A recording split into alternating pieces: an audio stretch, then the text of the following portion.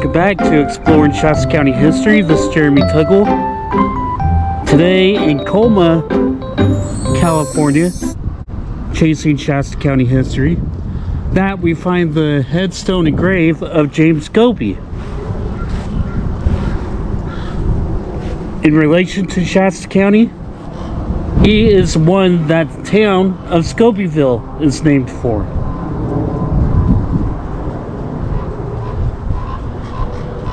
Erected by James Scobie, a native of Blackford, Frithshire, Scotland, in loving memory of his dear wife James Ross Scobie, a native of Aberdeen, Scotland, who died February 24, 1888, aged 52 years.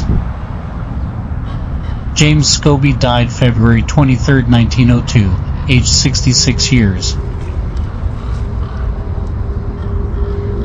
Until the day break and the shadows flee away.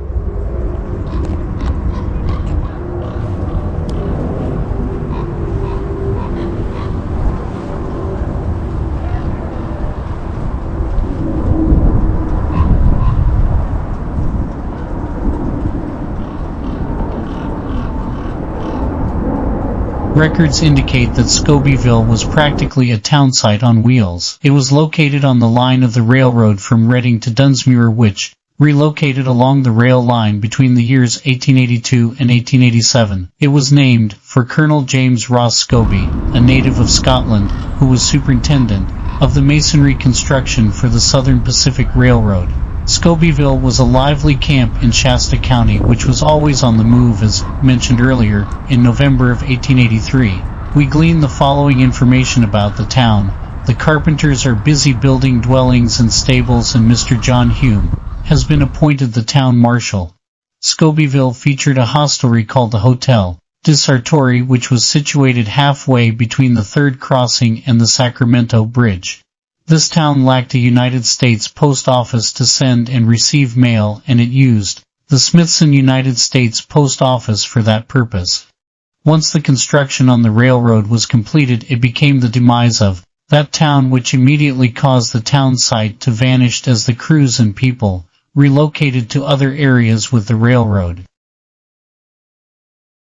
In 1894, James Ross Scobie was a founding member of the Cypress Lawn Memorial Park at Colma, California, and was on the board of trustees for the cemetery. According to the San Francisco Call newspaper of San Francisco, on March 6, 1902, Scobie left an estate valued at $300,000. He bequeathed $15,000 of that money was left to his native hometown of Blackford to aid in assisting the poor people of that place.